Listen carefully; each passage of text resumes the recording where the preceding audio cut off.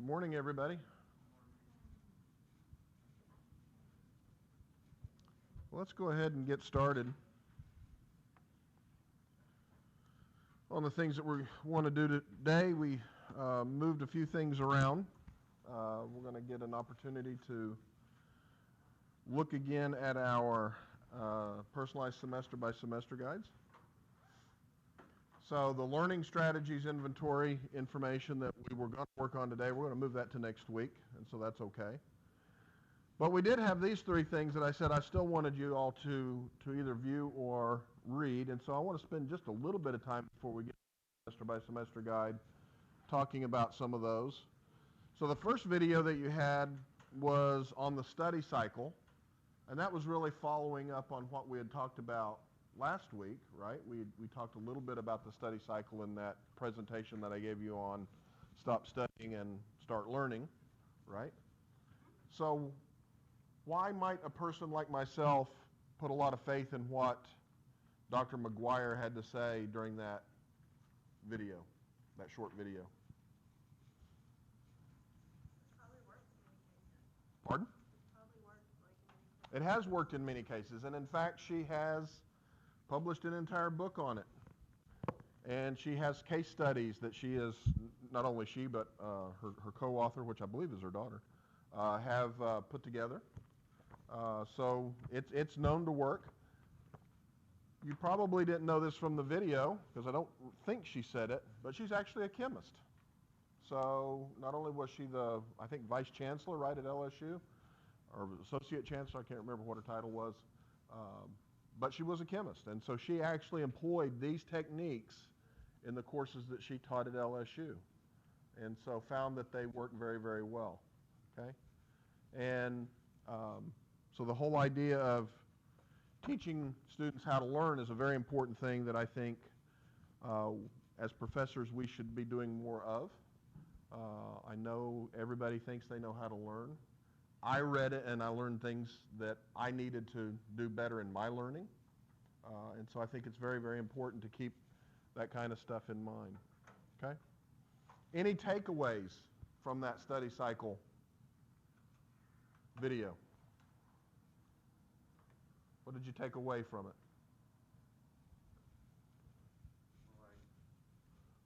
I think I did half the things that it says to do. After review, I kind of fall off. Okay, so you've learned that there's certain things that you are doing, but there's other things that maybe you could do to help improve. Okay, good. Anything else?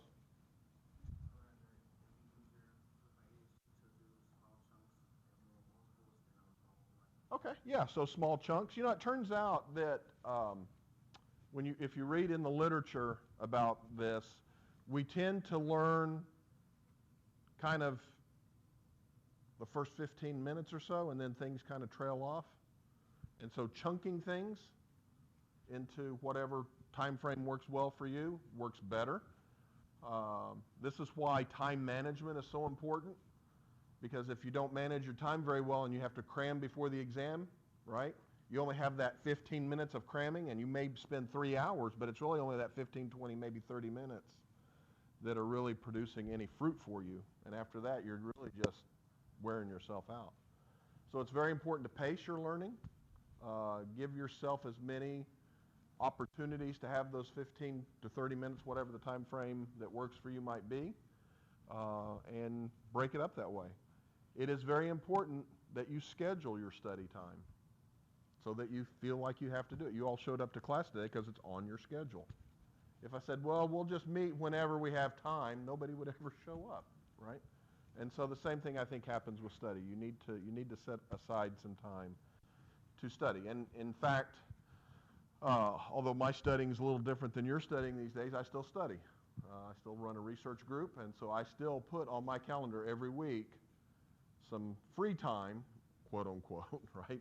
It's not really free, but it's on my calendar that way as, you know, don't schedule anything here because this is the time I'm going to spend working with my graduate student, or this is the time I'm going to spend reading a couple of journal articles to stay ahead of what I need to stay ahead of. So if we don't schedule it, we tend not to do it. Anybody else have any takeaways? Even if you have learning disabilities, like you said, that even if you have ADD, Absolutely. Yeah, this is as close to a universal system as you can think of. And you have to remember, if we think about our mindset, which we'll get into in just a second, it's not about being the best right now, right? I mean, I know many of you have the goal to be the best, and that's a good goal to strive for. But to be the best, you have to just strive to be better. And then when you're at that level, you strive to be better again, right? And so no matter where you are at in your studying and in your learning and in your knowledge right now, you can be better. That's the thing about higher education, is that you can take another step. And so keeping that in mind, I think, is very, very important. So that's a very good point. Anything else? Okay, let's move on to the mindset again, as I called it, video. Right? What were the takeaways there? Other than the fact that I really like mindset. Well, I mean, a lot of it was also similar. So, like, when they discussed, like, how your brain actually physically grows, Mm-hmm. like, I knew the first two that, like, it'll, like, the wiring have connections go faster and that you'll actually grow physically. But the last one where it was, like, one part of your brain will activate different parts of your brain, I didn't know that one. Yeah. And I'm certainly not an expert in brain science, so I'm not going to pretend to know all of that. But the people who study this and know it better than I do have come to these conclusions over the last several years that you know, our brain is plastic. It's got some elasticity to it, if you will. It's not rigid. It can grow, but you got to exercise it like anything else, right? Yeah. Was a good reminder that other people and yourself play an important role in how the brain develops. That's right. Yeah. You all are in control of this. You all have a lot that you can do. Now, overcoming your own internal barriers that you've set for yourself, and we've all set them. This isn't something, I'm not picking on anybody here.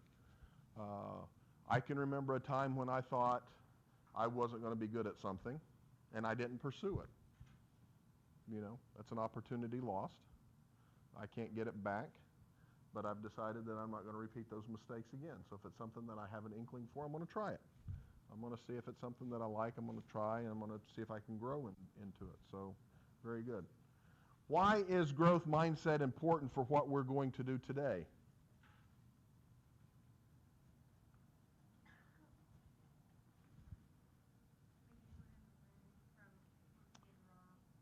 Yeah, and I'm not even going to say it's wrong, right? This was an opportunity for you all to get feedback on an initial assignment with what would have been an original grade, and we're going to learn from that. I'm learning from that. I learned that maybe I wasn't as clear on some things in my instructions as I thought I was. So you know what? The whole goal of this isn't to dock you points. The whole goal of this assignment on developing a personalized semester-by-semester plan is a couple of fold. Number one, I want you to have a professional document to take to your advisor. Advisement starts in about a couple weeks, right? Something like that. I want you to have a professional document that you can go to and say, this is what I think my 4-year degree plan should look like.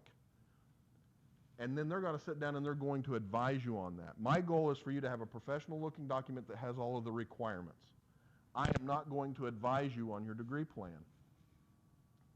But you're going to sit down with your advisor and you're going to say, well, why did you put this here? Well, I thought I needed to have that there. And then they go, well, maybe it would be better given your career goals and your, you know, what you wrote in your time management section that you're going to be busy that semester. It might be better if you not take 2 lab sciences back to back, and maybe we can break these up. They will have those conversations with you, okay? And I gave you certain rules in doing so because when you go to that appointment, you're going to take this in hard copy, and they need to be able to set it out and look at it holistically. And that's how I wanted you to look at it. That's why I said every semester needs to be on its own page and not you know, not just one running continuous document. Okay? So even though you may have had some white space at the bottom, that's okay.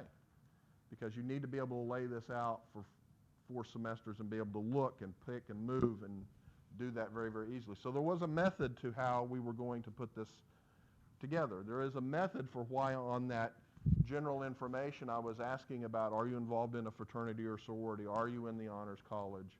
those types of things, because those are going to be important conversation starters when you go and talk to your advisor. They're going to want to know that kind of stuff.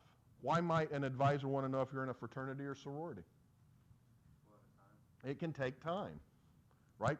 It's not that we're going to discourage you from being in a fraternity or sorority. In fact, we know that people who are involved in fraternities and sororities and are actively engaged on campus generally do better in class than students who are not engaged at the university. And there are many ways in which we can do engagement. That's why I have that activities assignment for you, to get you involved in some things across campus, to get you engaged, because we know that students who are engaged are more successful. Okay? And so they're going to need to know that information, right? Why did I ask about your ACT scores? Because they're going to need to know that information about where you're being placed, right? They're going to need to know, my gosh, why is it that you're not in General Chemistry 106 this semester? Oh, I see, it's because you had dual credit for this, or you had AP credit, or whatever the case may be, right? It's those types of things that are very, very important. And on that first page, we also had you talk about your career goals and how the chemistry major was going to fit into your career goals, because your advisor needs to know that information so that they can help you and advise you for the best possible plan. So we're going to spend some time today working on that, and then around about an hour from now, Dr. Broom's going to come by and talk to you. He wanted a little bit of your time, and so we'll do that. I'm going to go through some things. I'm recording the lecture today, so you can view it on YouTube later if you miss something, and that's okay, so don't worry too much about taking notes. But let's walk through the assignment, and then we will break down and work on it together. So if we go back to last week on our computers, right, so September 17th was when we had, well, I got to go to assignments, excuse me. So if we go to the assignments,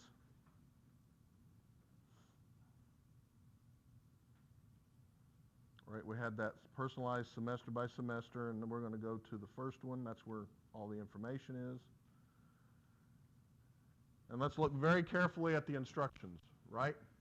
So it was to require you to develop a personalized semester by semester guide.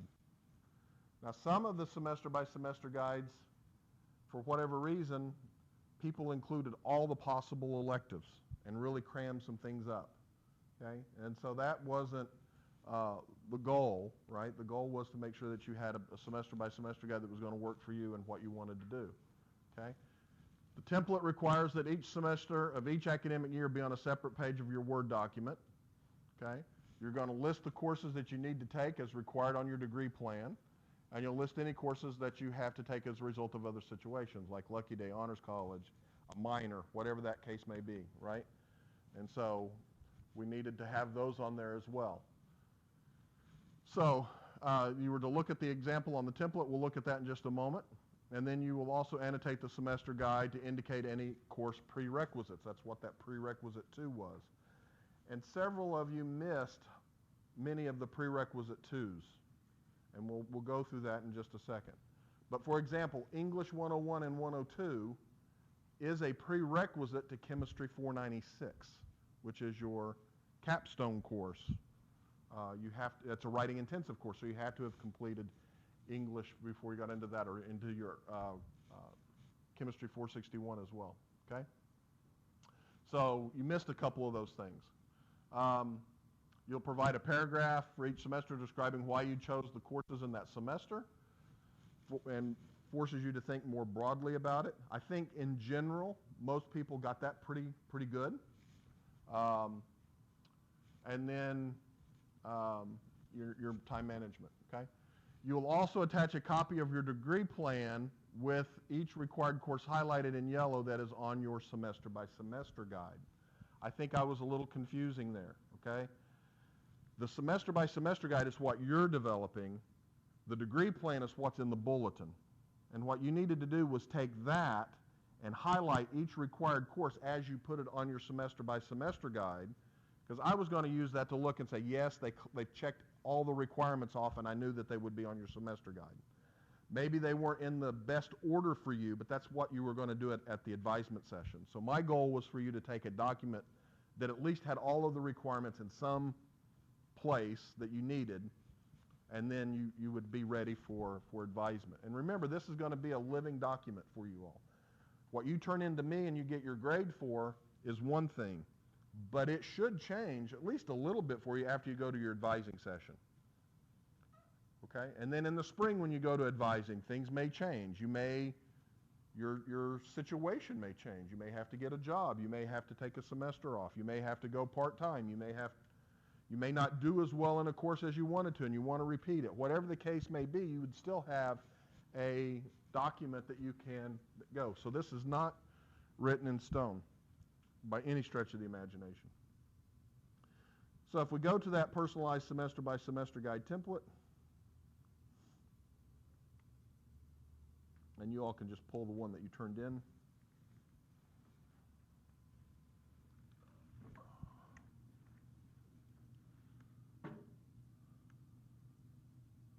Here we go.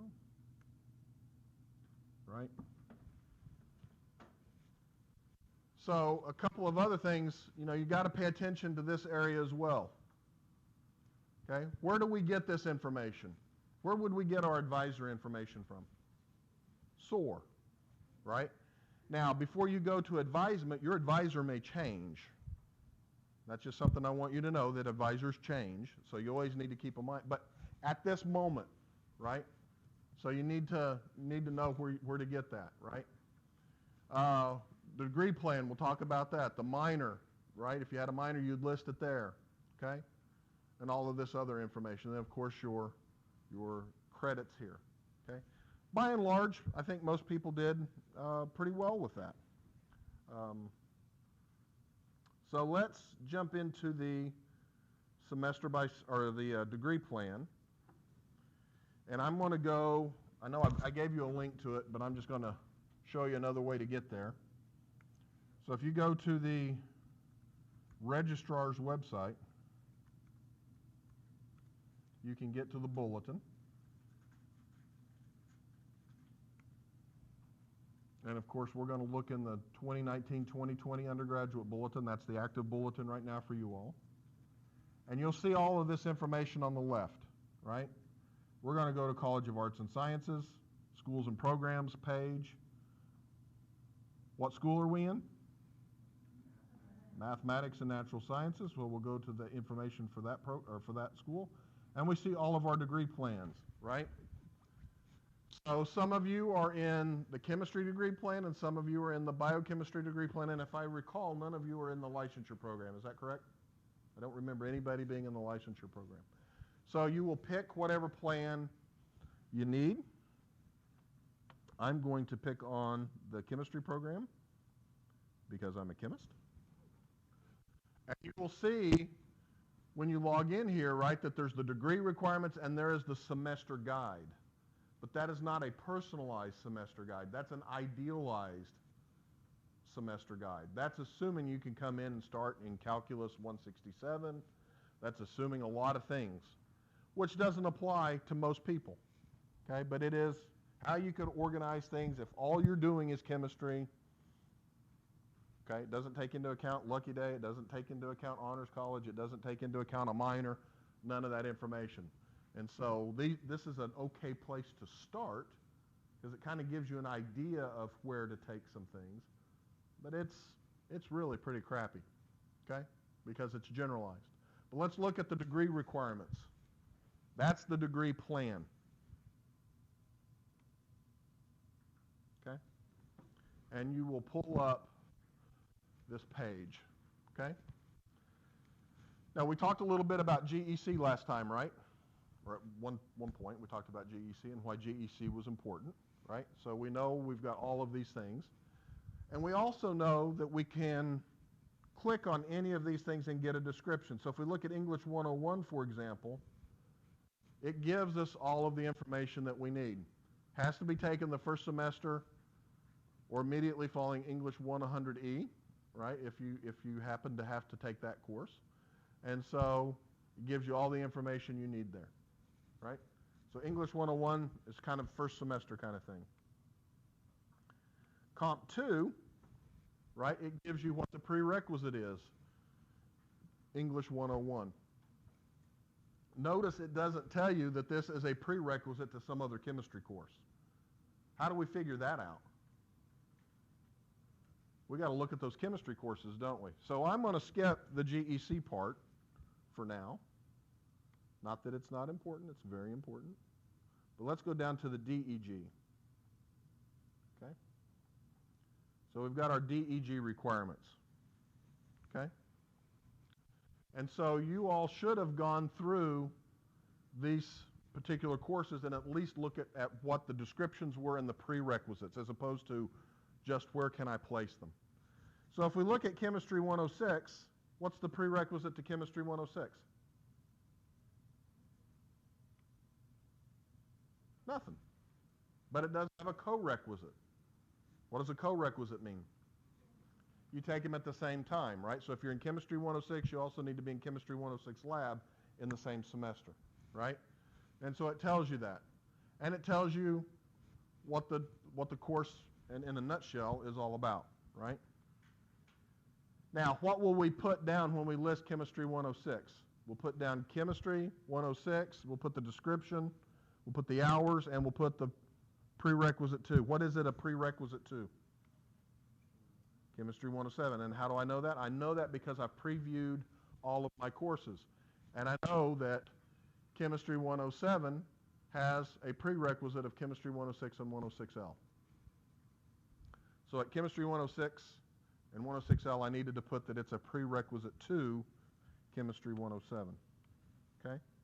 And that's important because I know that I can't take them in the same semester, right? I know that they have to be in separate semesters, and they should be in kind of trailing semesters. You should take Chemistry 106 and immediately follow that up by Chemistry 107. Does it say that anywhere? No, but why does that make sense? Builds upon the previous semester, and Chemistry 107 is a prerequisite to Organic Chemistry 1, right? And so if you put a semester in between Chemistry 1 and Chemistry 2, what does that do to your organic? It kicks it down the road another semester. Now all of a sudden, what are you starting to do to your 4-year degree plan? You're starting to make it a 5-year degree plan. You're starting to make it maybe a 6-year degree plan, okay? Not that there's anything wrong with that necessarily. There may be a situation that happens in your life that you have to do that. But that's not what we should be planning for right now, right? Okay? And so you need to look at all of these courses. So if you look at 255, right, it tells you what the prerequisites are. If you look at 256, you can see what the prerequisites are. And everything's pretty simple at this stage, right? It looks like it's going to be General Chem 1, General Chem 2, Organic 1, Organic 2. It kind of looks like it's going to trot that way, right? But then you start to come to some higher level courses. For example, let's look at Physical Chemistry, CHE 461. That is a prerequisite, or that is a required course of everybody in this room, right? Now all of a sudden look at those prerequisites. You really got to have a lot of prerequisites to be in this class. You've got to have 311 and 311 lab. What is 311? That's analytical chemistry, right? You've got to have 255 or 256, excuse me, right? And you have to have either Physics 202 or Physics 112. So if you want to take Physical Chemistry 1, the fall semester of your junior year, which is where most people take it, you have to have completed 311, 256, and your Physics 2 class. But is that really 3 prerequisites? Because they all have their own prerequisites, right? So you can't just start in Physics 202 or 112. You got to complete 111 or 201. You can't just get into analytical chemistry. You have to have completed organic. You can't, or 107, excuse me. You can't just get into organic 2. You've got to have completed organic 1. So these things are building, and that's why it's very important that we look longitudinally at what we have, right? If you look at chemical literature,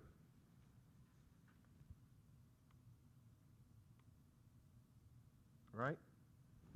You got to have organic 2.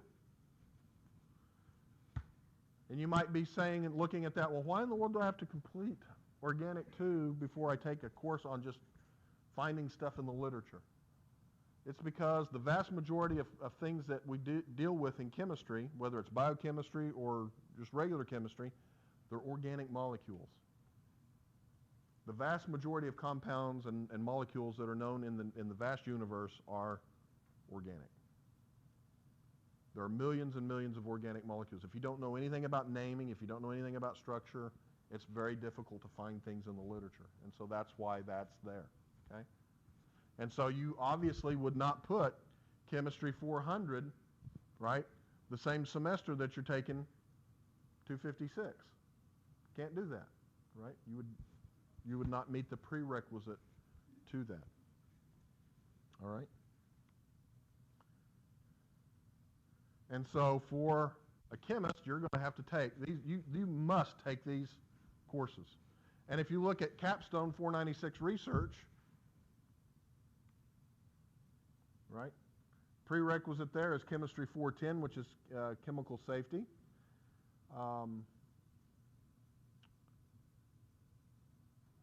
Which is right there. Chemistry 410 has no prerequisite, so you can actually take it fairly early on. Okay, so you got to look at each and every one of these courses to know what your prerequisites for those courses are. As a chemist, you have to take either 420 or 421, so we might want to look at those prerequisites, right? To take 420, the prerequisite is Chemistry 255, which is Organic 1. If you ended up taking Biochemistry 421, it's 256. They are different prerequisites for those courses. So if you're a chemistry emphasis and you just want to take 420, which is the course that I would advise you to take, you could take that anytime after you've completed Organic 1. But if you're thinking, well, I want to go to med school, I think 421 is going to be a better option for me, okay, that's fine. But the prerequisite is different, right? So you need to know that.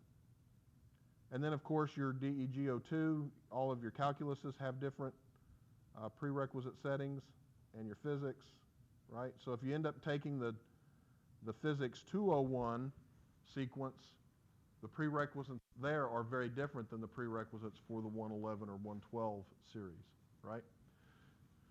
So another important thing about physics, and I did see this on one of them, you have to take the sequence.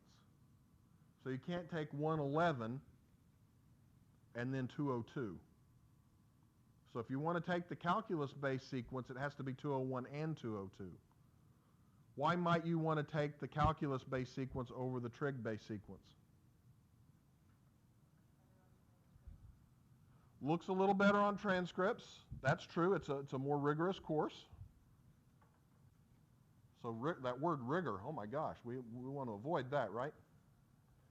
Not necessarily. If you're thinking about going on to graduate school in chemistry, it is going to be to your advantage to take the calculus-based sequence. Because again, it is a little more rigorous, it's going to prepare you a little better for PChem, and it's going to help you further down the line. If you're thinking you're going to go to a professional school, there's nothing wrong with taking the 111, 112 trig-based physics, okay? It'll prepare you just as well. And having said that, if you take physics 111 and 112 and change your mind and want to go to graduate school, it's fine. You'll be able to get into graduate schools. It's just that physics with calculus does prepare you a little bit better, okay? And then there's the DEGO3, the electives, okay, where you can choose from the list to get your additional hours, right?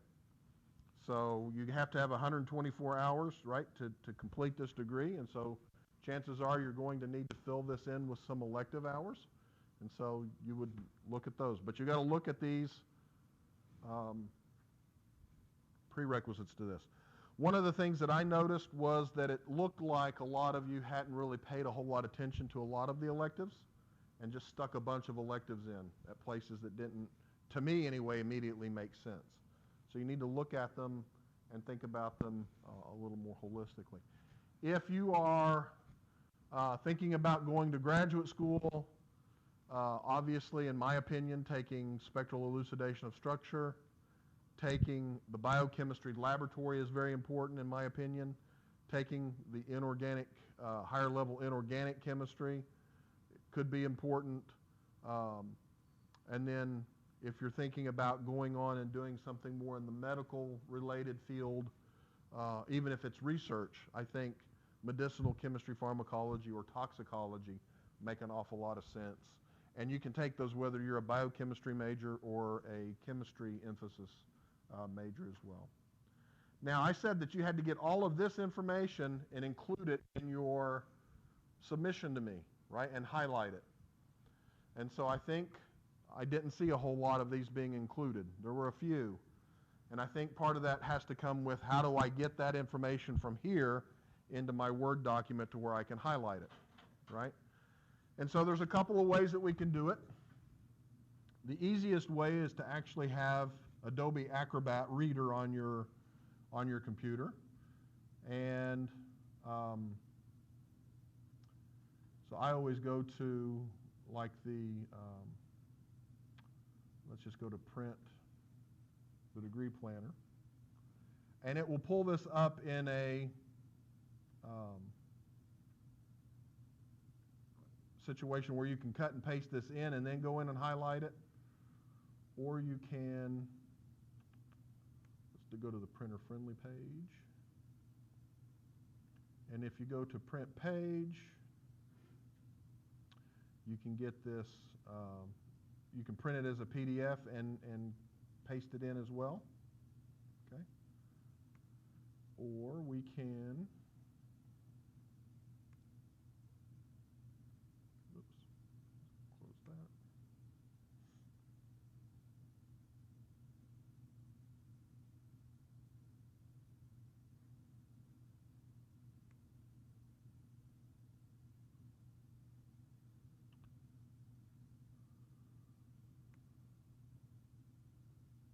So I'm going to print it as, I'm going to save it as a PDF, and I'm going to save it to my desktop. I'm just going to save it there.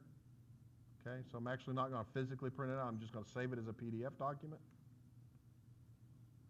And I did this last night. I'm just going to tell it to replace. Okay. And then I can go to my PDF documents. There's my chemistry certified degree plan. There it shows up in Adobe Reader, which is free, right? Let's see, I want to view the whole thing. There we go. And so there's several things you can do at this point. You can screenshot it and put it into your Word document. I think that's kind of, it would work. But highlighting then becomes a problem. So what I highly recommend that you do is, let's see, go to Edit. You want to select all, copy it. So it's going to copy everything, even the, you would come to the end of, whoops, you would come to the end of your document when you're done, right? And we would insert a page,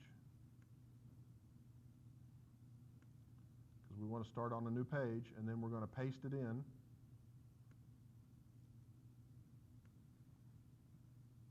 And there's all of my information. Okay?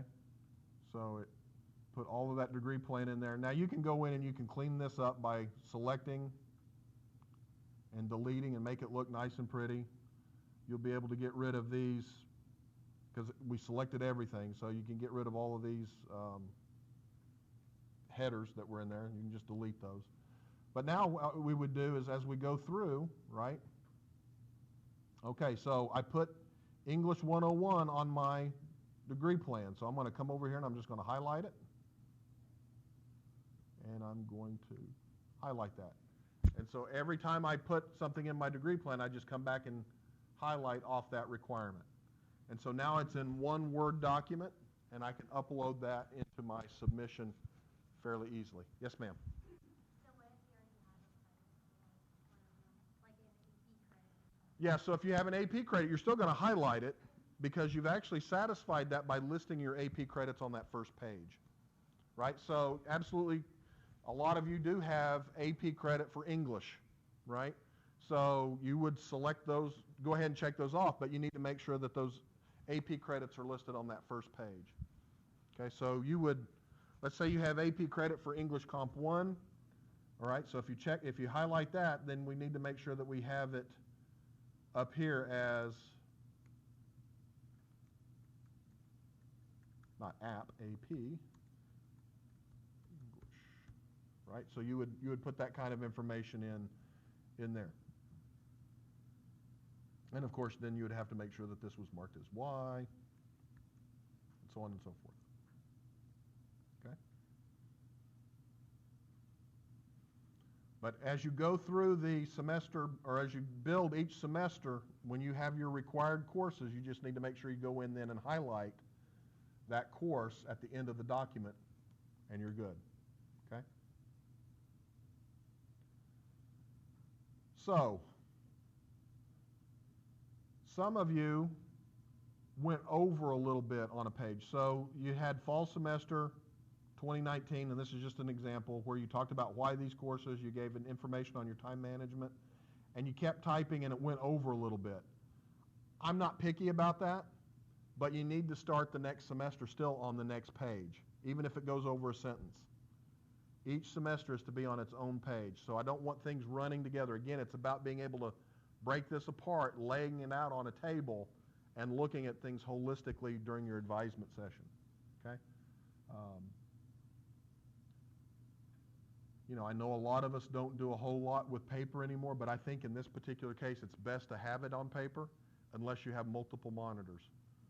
So I'm pretty fortunate. I've got an Alienware computer in my office, and so I have 3 monitors, and I can put several things up side by side. You're not going to have that at your advisement session.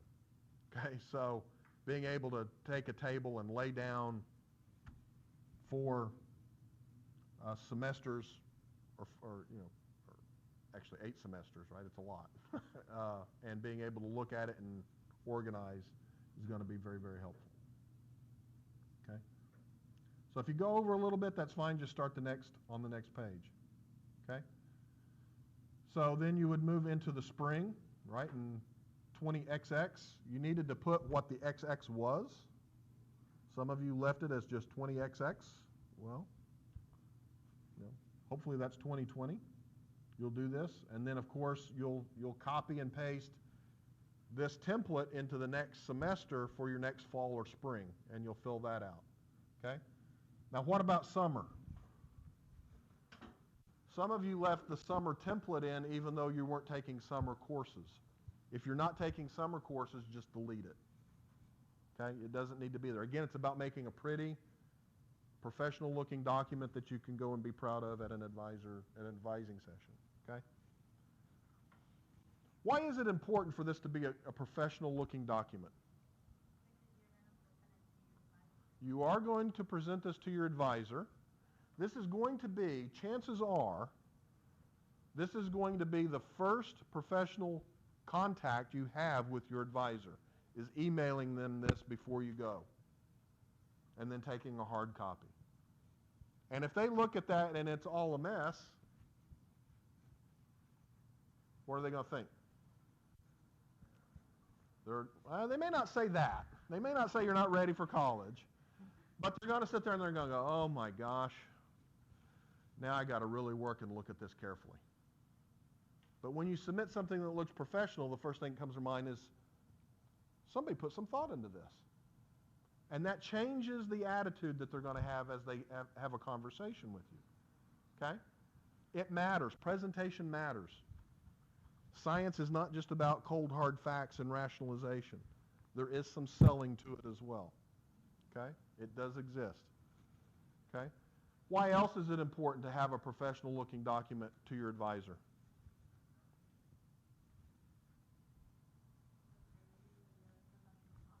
Prepares you for the other professional documents which you will have to prepare. Everybody in this room at some point, I am sure you want to get a job.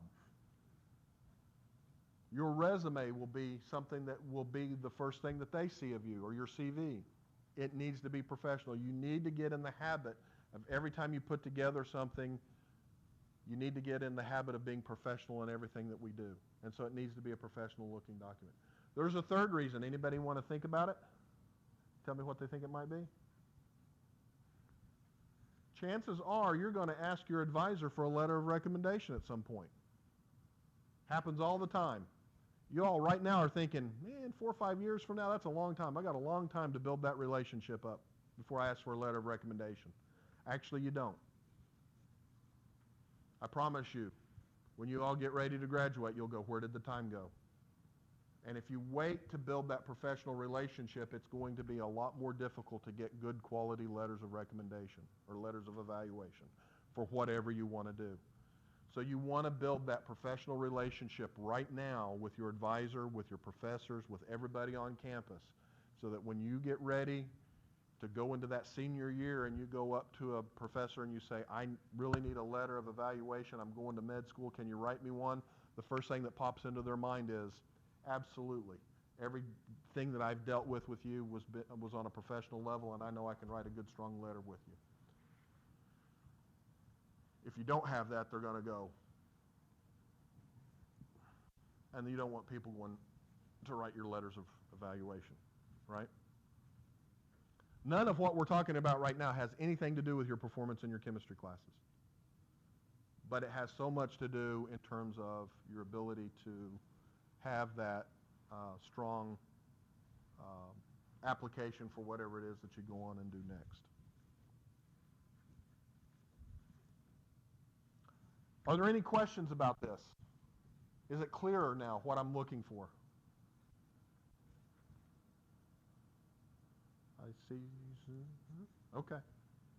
All right, so pull up your stuff. If you got your computer out, start working on it. If you have any questions, raise your hand. I'll come by. But let's spend a few minutes working on it.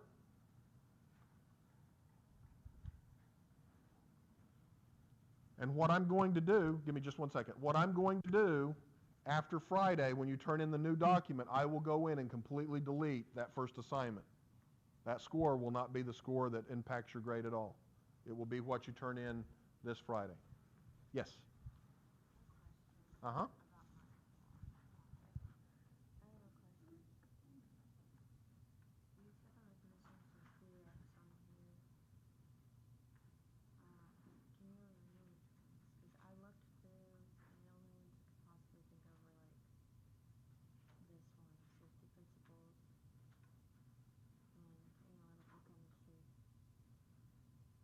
That's probably it. Where's your English? My English? Mm-hmm. I already took I got out of Comp 101 and 102. Okay, so you're good there. It was probably those then. I'd have to go through and look. Did you have all of your biology ones as well? Your biology prerequisites? I always looked through general microbiology, didn't have anything. It didn't have any prereqs. Okay. I don't think toxicology did either. Or immunology. Okay, so go back to those in your degree plan and click on them and let's make sure, okay? Okay. And then I'll be right back. Yes, sir. So I decided to do a study abroad thing over the summer. Would that be under the summer? Because Yes. So if you're going to do study abroad in the summer, you need to put that in the summer semester. but would I still be able to take this online as well? Because like Take that online. yeah, like math, calculus. That would be a question for your advisor. I'm not sure if you can take math online over the summer for Calc 2. I just don't know that one off the top of my head. But put it in. Put it in and keep a note of it, and that'd be a good thing for you to talk with your advisor about when you get there. But off the top of my head, I don't know if you can take Calculus 2 online over the summer.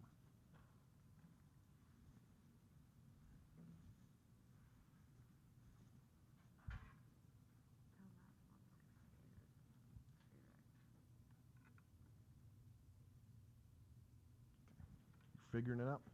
Good deal.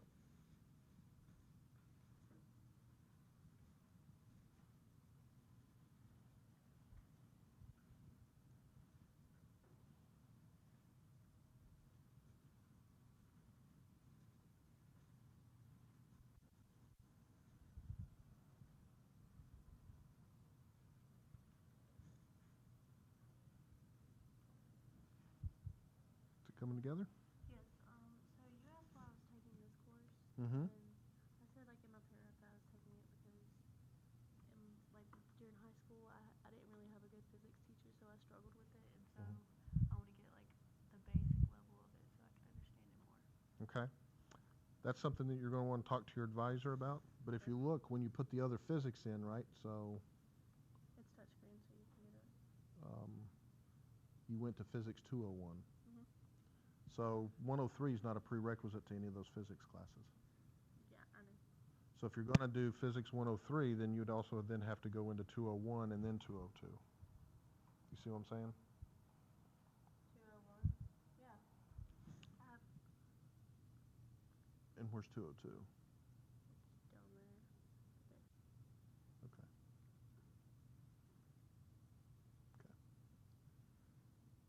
I mean, theoretically, there's nothing wrong with it. It's just not a required course. So just keep that in mind. So that would be something that an advisor would want to know. Why do you want to take Physics 103? Okay. And I don't know if it's going to prepare you for 201 and 202. I mean, that would be something that you'd have to talk with your advisor about. They'd look at the degree plan and maybe even reach out to a physics professor. And there may be something that might work a little better. Is it coming together okay? Coming together okay?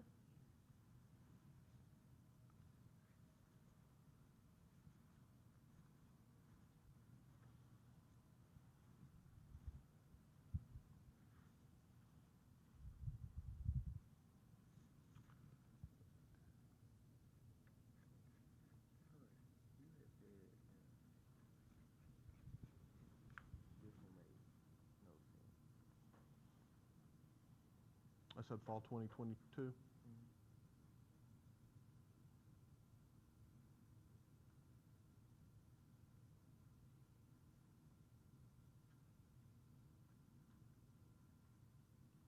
Well, one, Biochemistry 3, I'm not sure if that's offered in the fall. Maybe. And the other problem I had, you had said, I didn't know I had left chemistry at the top because I'm in biochem, and you had asked why I was taking all the biology. Okay, so you may have had the wrong listing? Okay. So that may be why I said what I said. If you said chemistry and you were taking Biochem 3, it may not have been obvious to me why you were doing that. It may not have made any sense that way.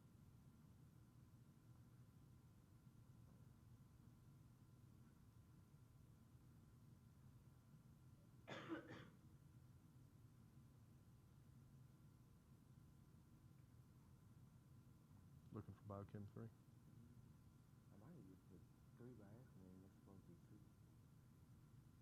Yeah, I think I did that. Okay. All righty.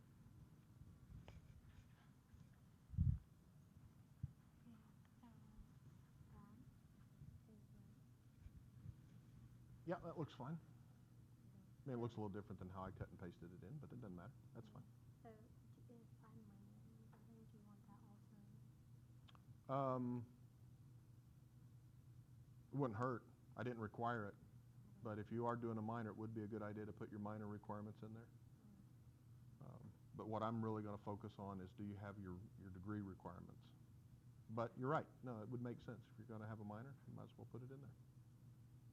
Make sure you've got it all in there. It'll help you out. Yep.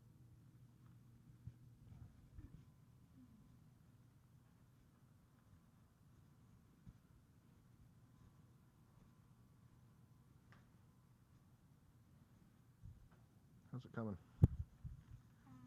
When you made your comment, you said that I was missing at least one prerequisite, but I have everything on my degree plan that needs to be in there. Let's see what we got. That confused.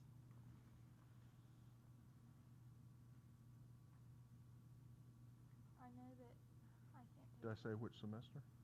No, you just said that I was missing at least one because I didn't put the highlighted thing in there because I didn't know how to do that. Okay. I know that I can't take the biochemistry and the organic chemistry together, and I did that, so I can just move a few things around. But Well, that may have been what I was referring to then. okay, is that what? 107.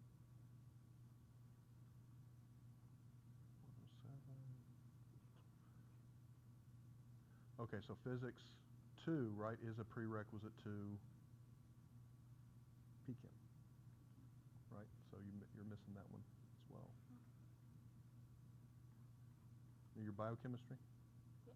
Okay, so you only have to have math 168. So you don't have to write down what that is, because that's where you stop. So those are the ones that I see right off the top of my head. C282.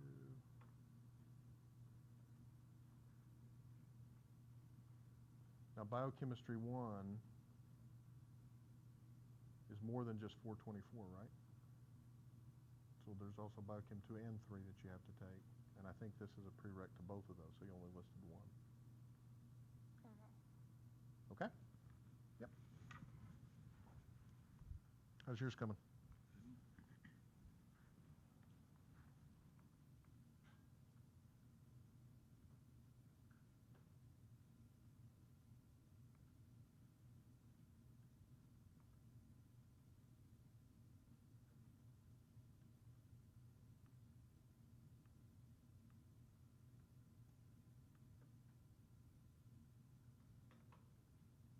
You can just cut and paste. Or wait. I was doing it earlier, but Oh. it kept shutting down the tab for some reason. So I'm just. Oh, weird. Okay. How's yours coming?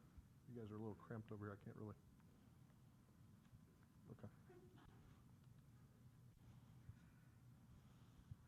Is it coming all right? I sent mine on someone else's computer because I don't have Microsoft Word, and now I can't edit it. But I think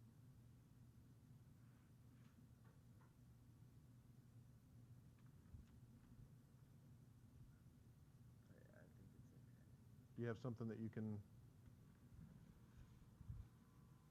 You can't edit it at all? With what do you have? Well, I'll probably get Microsoft Word like today if I can't open it now. Okay. Do students get Microsoft Word as part of? Yeah. So just download it as. Yeah. I thought everybody got 365, right? Yeah. Do it online through Outlook? Okay.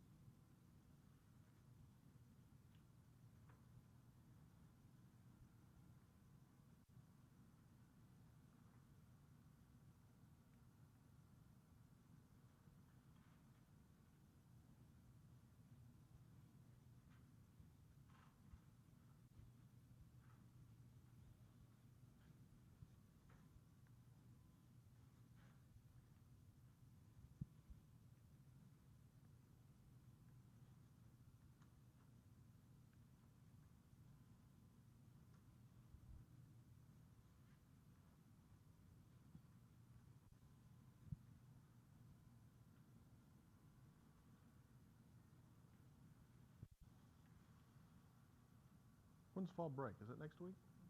Man. Oh, it is? It's early. It's like the 3rd and 4th. Right? 3rd and 4th, something like that? How long do we get off? Thursday and Friday. Oh, dang. I thought it was like a whole thing. Mm. And I don't even have fun credit. No, we still get to meet. Do you happen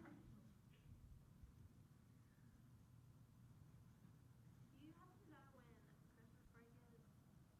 Christmas break? Like, when does it start? 12th, I think, is the last day for it. Yeah. Yeah, whatever the last day. I mean, I don't really know because we're not doing finals in this class, but it's whatever that last day is, yeah. And how long would it last? Well, it goes until classes start again in January, which is January the... It's like right after Martin Luther King Day, I think. Yeah, I don't know the exact date. Yeah, so you have like a month and a half.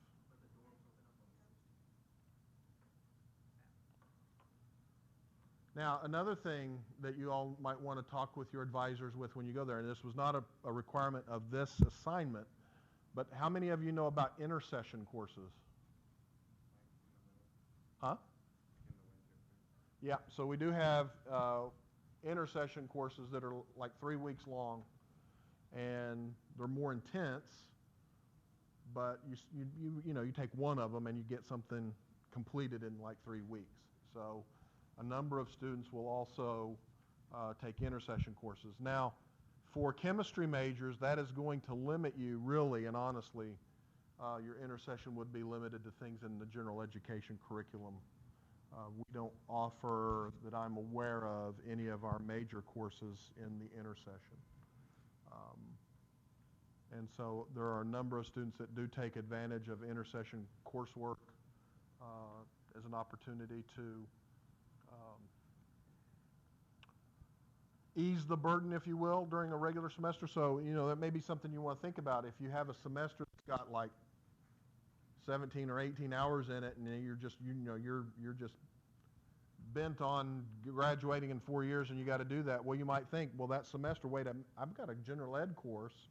Maybe I take that in the intersession, and then I've only got 14 or 15 hours in the regular semester. And so that's one way to quote unquote ease the burden, is to well, I don't like to say get the GECs out of the way, but it's something that you all could do to, again, minimize that 18-hour or that 17-hour semester during the regular semester. So if you're taking like a writing intensive course in the regular semester, and that's going to take up a lot of time, but you want to take 17 or 18 hours, it might be in your interest to think about what could I take in the intersession, in that January intersession to do that. Now, the last time I heard, this is not official, but the last time I heard, right, we're not counting that against you in terms of your meal plan or your housing. So I think students can continue on their meal plan without additional cost and housing without additional cost during that intersession period. And it's a great opportunity to, as he said, get something out of the way. But as I like to say, ease the burden of a semester. And a lot of students, you think, well, man, that's an awful lot of work over 3 weeks for a class. But a lot of students actually like the intersessions because you're only focusing on that one topic during those 3 weeks. And I used to teach some intersession courses at the graduate level, and the students really seem to get a lot out of that one topic, highly focused study time or course time.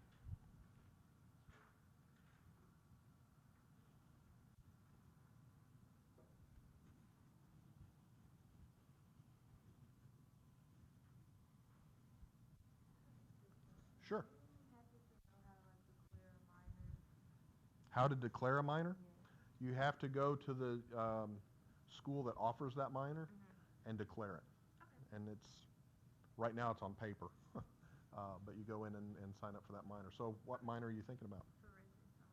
Okay, so you'd need to go over to Artel Kelly Hall, where the School of Criminal Justice Forensics and Security is at, and talk to, as you walk into their front door, I believe there's a receptionist there, and you would just tell her what it is that you want to do, and they would give you the form and let you declare the minor. Okay. Yep.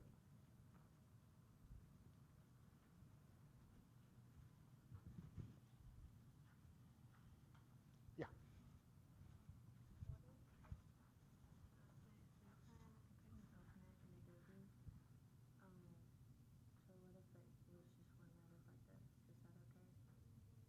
I'm fine with any format of the degree plan as long as you can get it into the document. Okay. Yep. And I can see the highlights. I'm fine with that.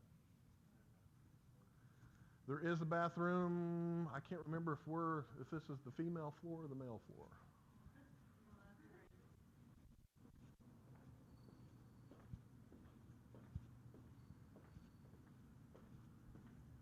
Yep. It's the men's floor. Yep.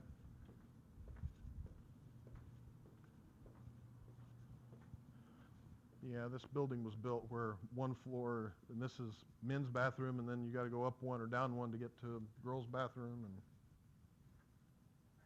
that's how it was built. I think it was built in the early 70s, probably. Hey, that's not that old. But it's just like crazy to think about, you know. Yeah. Do you know what courses are offered in that time? In the intercession? Yeah. So I know that in the past we've offered things like again, a lot of GECs. I think we've offered some aesthetic values courses, which are your arts. I think there have been a few offerings of the social science section. I want to say we've offered English 203 in the intercession. I'm not 100%, but you know what I'll do? I will get in touch with the vice provost and get the list of what we're intending to offer this coming January, and I will get that to you all either in an email or an announcement somehow, and that way you'll know. But I don't want to steer you wrong. But we have offered a good smattering of GEC courses, and some programs offer program courses. So if you do have a minor, you may want to check to see whether or not, with your minor department, whether or not they're offering any intercession courses as well. That might help ease the burden of a semester or two to take a couple of those. And again, I think it's, some students don't want to do it, and I get that, and they want to maybe have a part-time job in between and do that. That's fine too. But it is an opportunity for you to get a little creative with your scheduling and knock a course out.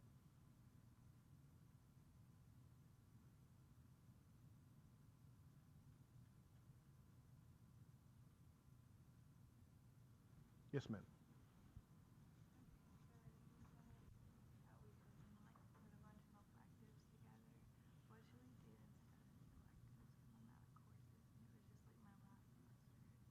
Okay. So there's nothing wrong with electives, but you just have to keep in mind that we may not offer all the electives on a regular basis. So for example, like medicinal chemistry, pharmacology, and toxicology, we never offer all three of those at the same time, for example. Those are typically on a rotation. So what I'm saying is just, keep in mind that. And also think, if you have room, there's nothing wrong with taking some courses that are really for your benefit other than just your degree. I mean, maybe you want to take a business class, or maybe you want to take an extra aesthetic values class or dance class or something along those lines. There's nothing wrong with taking those types of courses. You don't just have to shove in a bunch of chemistry electives is what I'm saying. There's nothing wrong with taking the chemistry electives. You have to have so many of them, but I just don't want you to be overburdened with them either. All right, in about 10 minutes, Dr. Broom will be over to talk with you all, and so what I want to do right now, you can continue working on your semester guide if you need to, but I want you to get your note card out, put your name on one side with your ID number as always, and on the other side I want you to write a little bit about what the reading assignment from Chemical and Engineering News, what you took away from that. Huh?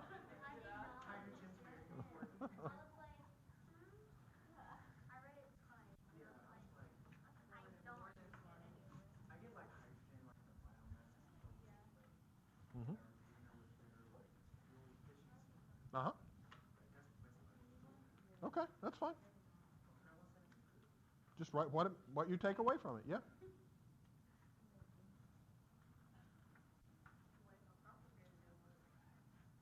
It is a complicated problem. Some of you will probably end up working on those types of problems at some point in your career.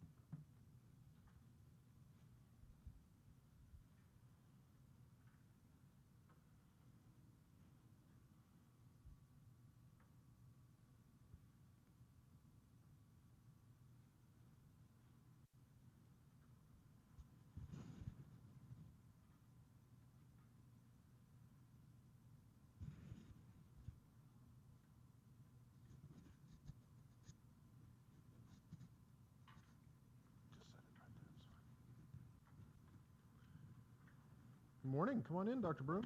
How are y'all doing? You guys having a good semester so far? You want the mic? We're recording, so. Well, I'm just going to say something for Okay, that's fine. 2 minutes max. That's fine. All right, if we could just give Dr. Broom our attention for a few minutes, and then you can turn those in on the way out. After we're done, we'll probably be done a little bit early today. But don't forget that your personalized semester by semester guides are due this Friday. So make sure you get it in by the due date, please. And then I'll delete that first assignment. How about that? Sound good? Yeah. All right. Dr. Broom? Thank you, Dr. Masterson. You guys having a good morning? You look a little sleepy. Is it too early? It is? Okay, well, maybe it's not too early. Oh, someone set the smoke alarms off again? In the Lucky Day Hall, they have stoves. So the smoke alarms go off a lot. How can a shower set off the smoke alarm? Y'all take some hot showers. So, I just wanted to stop by for a moment and introduce myself. I haven't gotten to see you all collectively together. Some of you aren't in my chemistry class. Some of you are in Miss Nesser's chemistry class. Some of you are sprinkled around in my 106 classes and mixed in with everybody. But I just wanted to say welcome.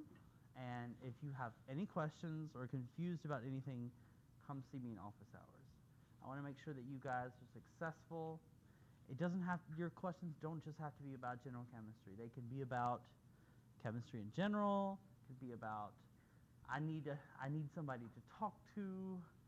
I need somebody to cry with. I have a supply of tissues.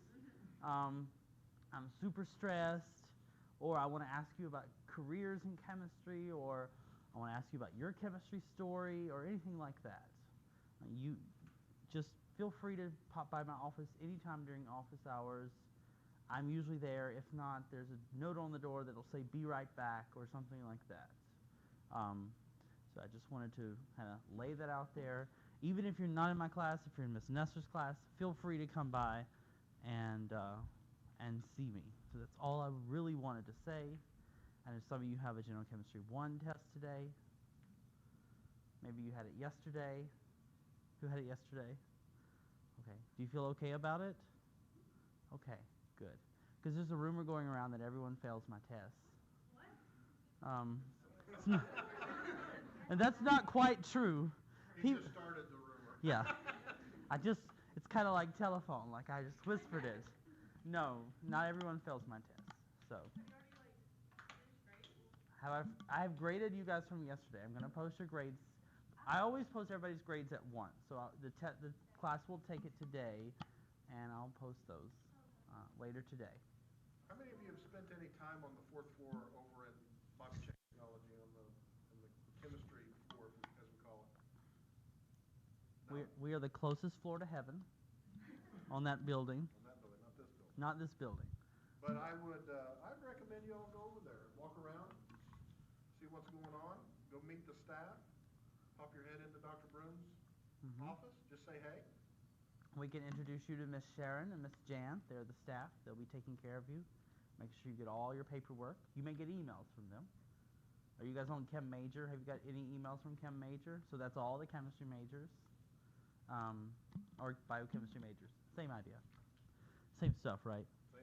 Same stuff. And so you'll be getting emails from them, and that's where you'll go to turn in any paperwork that you need to turn in, apply for graduation and various things. But that's a few years off. So you have any questions for me? Any Gen Chem questions? Or chemistry in general, yeah. General chemistry and chemistry in general. What minor did I pick? I picked math. With a chemistry major, you do have to take a lot of math. So for me, it made sense to just get a math minor. So I took all 4 calculus courses, plus differential equations, plus linear algebra. But I don't know what a math minor constitutes here. I think it's 18 credits. Most minors. We're 20 in chemistry, though.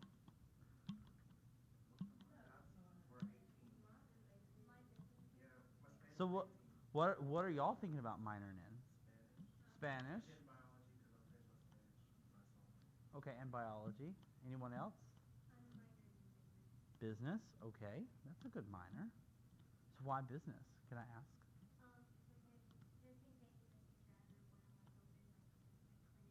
Okay.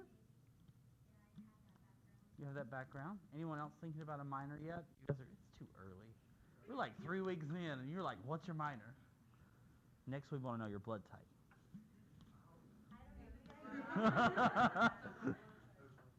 Oh, positive. Oh, you were.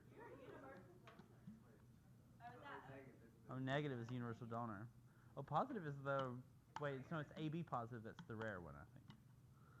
I don't remember. I'm O something. I don't remember. You could buy those little tests on Amazon. Have you guys seen those? You basically prick yourself, and it contains. You're not gonna prick yourself? All right. All right. We're off track now. But anything else that you guys want to ask me? Where did I graduate from? Like with my doctorate? From here. Did my doctorate here. And I did my undergrad over at William Carey. My doctorate here. So, and then I decided I wanted to teach. Although some days I don't want to teach. But that's any career. That's any career. No, I decided I wanted to teach. I enjoyed teaching quite a bit. It's always fun to get up and talk. If you can't notice, if you don't notice, I really don't like to talk at all. So, all right. Well, I just wanted to stop over and say hey to you guys collectively. I will turn it back over to Dr. Masterson now. Thank you for letting me. Thank you. You're welcome. Thanks for coming by. So just real quickly before we dismiss, don't forget your first activities assignment is due when? Yeah, it's coming up. So I've started getting emails from people about will this activity count? So far I think I've answered yes to everything. So if you haven't got an activity lined up, you need to go ahead. So you don't have much time to attend an activity. That's going to be due on October 1st. And if you attend it now, you can go ahead and submit early. So you don't have to wait till October 1st to turn it in. So I will see you all next week, and I look forward to looking at your personalized guides.